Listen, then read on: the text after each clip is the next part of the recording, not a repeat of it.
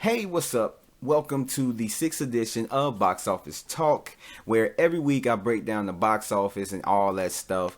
And if this is your first time listening to it, basically how it goes is that the week prior to whatever episode, I'll give out my predictions of what movies will win the box office, the top five. And so I'll go over what actually did win the box office in the top five, talk about what stands out to me, and then after that, I'll go ahead and talk about what movies is coming out this weekend, which ones I'm looking forward to, and then give my predictions for this coming weekend, and then so on and so forth. I just do it all over again every single week. And then I'll talk about what's new to rent on the stream, movies that are coming out to DVD, and so on and so forth. And I throw some movie reviews up in there every now and then. And that's basically the whole format of the show. So with that said, let's go ahead and get started with last week's predictions for this past weekend. And I was really close.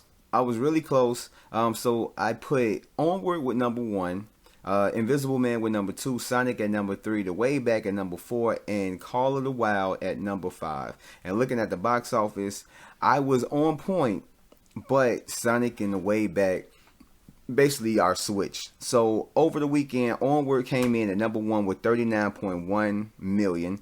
The Invisible Man came in at number 2 with 15.1 million. The Way Back came in at number 3 with 8.1 million. Sonic at number 4 with 7.7 million.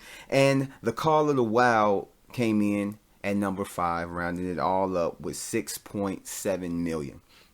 Now, what stands out to me? Of course, the switch, whatever, don't really stand out to me. In a sense, I thought that The Way Back, because of, I don't remember seeing a whole bunch of marketing for it. So I didn't really think it was going to be as high up, even though it's just a number up. I didn't think it was going to be that high up. My first instinct was to put it literally not in the top 10 or at the most at number 5. Or, the top 5, but the most at number 5. But I'm like, let me give it a little bit of leeway and, just put it up there or whatever at number 4. So I guess you could say that kind of surprised me. I didn't think that it was going to be that high up. I'm pretty sure it wasn't. I was pretty sure that it wasn't going to make number 2 or number 1. That's to go with it. But basically, the thing that stands out is Onward. So Onward is one of the lowest grossing movies of Pixar, of all their movies and everything else, and it's at the bottom with the original Toy Story as well as the first, or not the first, The Good Dinosaur and a few other movies. But it's like, what is the cause of that? That will be the question. What is the cause of that? Because I've seen the movie. I'm going to review it on the podcast or whatever and get my thoughts after I get done talking about this spot. But it's like, I seen the movie and I thought it was really good. I really thought it was good. Like I said, it's not, it's not one of the top tier, elite, top 5 Pixar movies that has ever been put out. But it is a good quality movie. It is a movie that I would highly recommend. So why did it do so low as compared to the other Pixar movies? Like, this is the lowest grossing one ever since 2015 when The Good Dinosaur came out. And looking at the numbers, it did lower than The Good Dinosaur by a little smidge, but still came in lower with the opening box office weekend. Did lower than The Good Dinosaur, and by far, I would say by a lot, this movie is better than The Good Dinosaur. So what happened? I have my theories. Like, a lot of people probably can come up with like a whole bunch of other stuff, but basically I'm just looking at like the marketing. Just looking at the trailer, of course you got what it was supposed to be about. Two brothers who want to bring their father back full, and and not just a pair of legs and stuff. So they go on this journey to try to bring the rest of their father back so they can have one last goodbye or the first meeting of this of their father, and just want to spend time with their lost father, with their deceased father. And it's like, it gave all that in the trailer, but even just, I don't know, like, With me, it didn't really grasp my attention. It really did not grasp my attention as far as a movie that I was really trying to see. Now, it went above my expectations because when it comes to it, I didn't really have any real big expectations for this movie. Knew I was going to go see it, and if I got surprised, I got surprised. But it was like I didn't have no high expectations. It wasn't on my list to be like, oh my god, this movie, I gotta go see it. And I kind of feel like that's probably what it was for a lot of people. People probably going to take their child just like I did, but when it comes to like seeing it, they probably would just skip on it if they wasn't taking like a little kid with them and all that stuff. And I think that was just on a lot of people's minds, is that it just didn't grab them. Like the trailer wasn't anything significant or big to where it was like, yeah, this is a movie that I really want to see. And I think the marketing may have had something to do with it. I'm not entirely sure, but I mean, it is one. It could be a culprit. It could be a culprit when it comes to that. But I mean, I don't know. Like, it's a lot that can go to it, because the marketing a lot of times can make or break a movie, really. But for me, like I said, it just wasn't grabbing me, and it's sad to say because this is a great movie. This is a movie that, yeah, I would highly recommend for anybody who has kids or, just want to get out and see a movie. If you like Pixar movies, you're more than likely going to like this. So, I mean, it's sad to see that this movie did come in so low, but I mean, a lot of movies would love to come in at the numbers, because there's certain movies that, don't even reach 20 million, and, I don't know. But you get a chance to go ahead and go see it. And with that said, let me go ahead and jump right into the movie review, since there's really nothing else to talk about within the top 5. So Onward, which is starring Chris Pratt and Tom Holland, which I'm going to get into a little bit later on. But it's just about two brothers who are trying to bring their father back after casting a spell that only brought back half of his body. So now they have to go on this quest to bring back their father fully before 24 hours run out, and they won't get a chance to have this moment with their father again. And the movie, I just say the animation is crazy good. You already know what to expect it from Pixar and Disney, or just Disney in a whole. You already know what they do with their animation. The photorealism in the movies, even if it's kind of like going against, regular type of cartoony animation, it still look good. It looks crazy good. And it was really entertaining.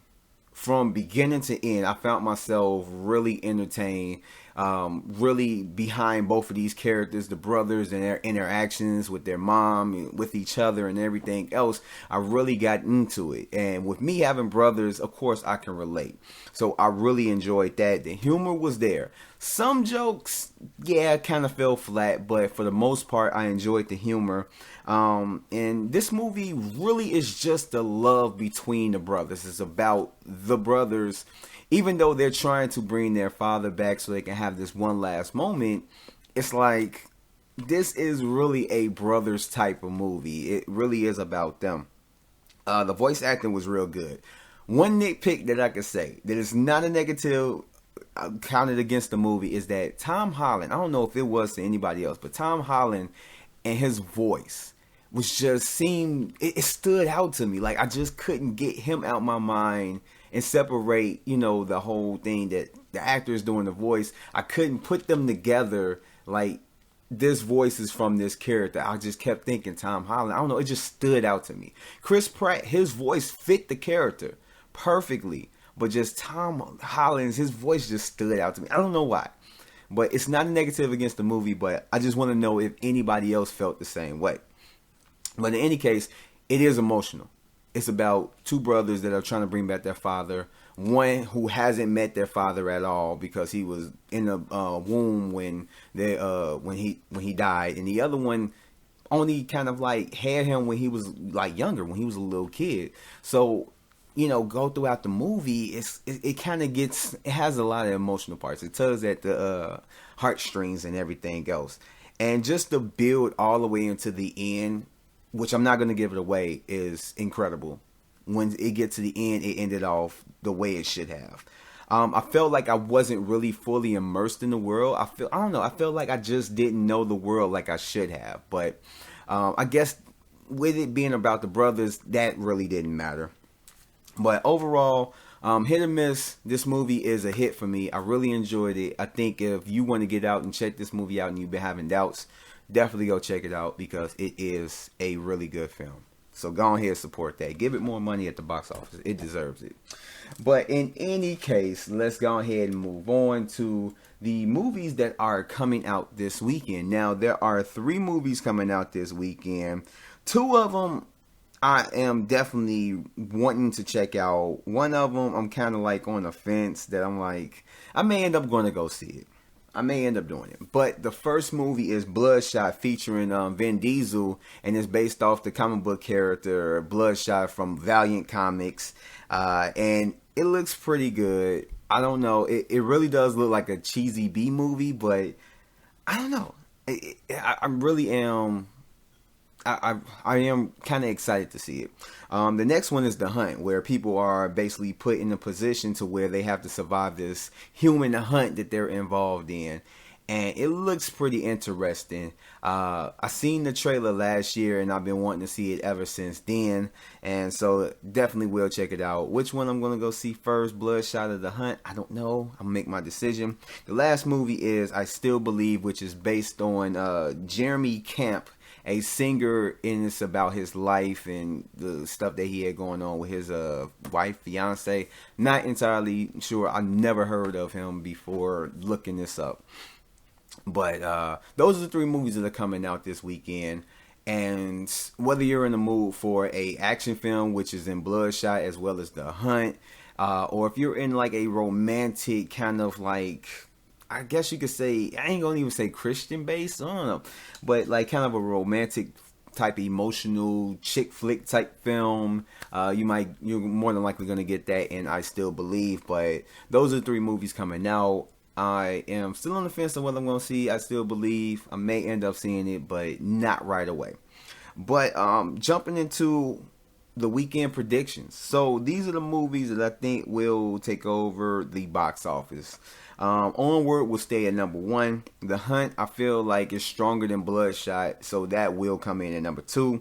The Invisible Man will drop down to number 3. Bloodshot will come in at number 4, and The Way Back will drop to number 5. And those are my picks, and I'm sticking to them. So let's go ahead and jump right into what's new to rent on the stream. Now, there are 4 movies. One of them I already did a review to, so I'm going to put the link in the description below and let y'all guys know which one. But the first movie that's coming out today is Bombshell, as well as Spies in Disguise, Charlie's Angels, and Uncut Gems. And I do have a review for Charlie's Angels. I did it on the podcast last year, so you can go ahead and check that out. The link is, like I said, going to be in the description. I'm going to be reviewing Bombshell and Spies in Disguise on the podcast just in a little bit. Uncut Gems, I'm going to do it a part of my new podcast called Countdown. And the whole Countdown podcast, the first 10 episodes or whatever of this season, because it's going to be in seasons, I'm going to be reviewing. It's going to be my top best and worst of 2019, and I'm going to try to have it out this weekend. I have a goal that I'm trying to meet. But yeah, those are the 4 movies coming out to rent on the stream. So if you haven't seen any of those, or a few of them that you haven't seen, whatever, go ahead and go on Google Play, the iTunes Store, or wherever you go and rent your movies from, and go do it.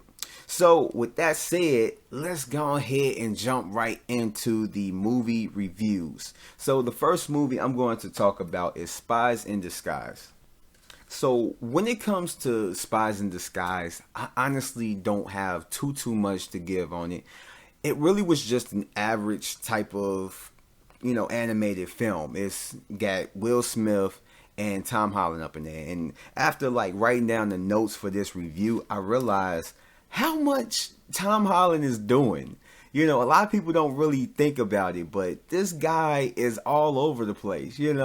He's in Spider-Man, the Avengers movies and stuff like that. And he's in this movie, Spies in Disguise. he was in, I think he was in Doolittle, and he was in another cartoon movie. Oh, I can't even think about it. Oh, yeah, Onward. God, I'm literally spacing out on it, but and he was up in the current war. I mean, he's doing a lot, and I believe he's up in the movie that's coming up. I forgot what it was, but Tom Holland is doing a lot. He's doing a crazy lot. But in any case, Spies in Disguise is about a secret agent who is turned into a pigeon after drinking the formula made by Tom Holland's character. And so Tom Holland has to help this secret agent played by Will Smith. Felt like that goes without saying. And basically taking down this evil clawed villain. And yeah, like I said, it was a pretty average animated film. It's not a film that's going to stick out for years or, just be something that people remember, but it wasn't a bad movie. It was a enjoyable movie. It had some laughs in it, some laughs. The animation was good. I like that type of animation where it's over exaggerating like the human figure and all that stuff. I enjoyed that. I enjoyed the chemistry between Will Smith's character and Tom Holland's character. They play well off of each other, and of course, Will Smith brings his charisma to the role and everything else. Only what Will Smith can do. And back to the humor. The humor, it does have some for kids and for adults. But it's not. But don't get it twisted. This movie is really just made for kids. Adults can find some stuff out of it that's funny and just whatever and enjoyment out of it. But this movie is just really a kids movie, so it's nothing like crazy like The Incredibles, where you can find adults going to go to the theaters to go see that by themselves. But I mean, it was a decent film. It wasn't anything crazy good, but it is good enough to check out. It is a hit. So if you have time on your hands and it's something that you might want to check out, something that you might want to watch with your kids, definitely go ahead and check it out. So with that said, let's go ahead and jump right into Bombshell. Now, going into this movie, I went in completely blind. I didn't know anything about the subject matter. This is the first time it came to my head. Now, I know you're like, oh man, you've been living under a rock, whatever. But that's just how I went into this movie. I just didn't know anything. I didn't know how it turned out and all that stuff. But this movie is just about the whole scandal with the sexual harassment thing involving Megyn Kelly and a lot of the females that worked at Fox. And it's just based off of that. And it stars Charlize Theron, Nicole Kidman, Margot Robbie, and John Lithgow. And John Lithgow plays the exec that basically is accused of doing all this stuff. And I'm not saying that like I'm, backing him. I'm just saying like this is the guy, you know what I'm saying. But in any case, this movie, I did like it. It wasn't getting too much praise. A lot of people wasn't talking about it when it came out, but I ended up coming out of it really enjoying it. I love the performances. Charlize Theron, she commands the screen. Like, she was like basically front and center. Of course, she plays Megyn Kelly, so she had to be front center and everything else, but I really did enjoy her performance. She is a great actress and she did incredible in this role. I love the subject matter and everything that it touched on because it's something that needs to be brought to light.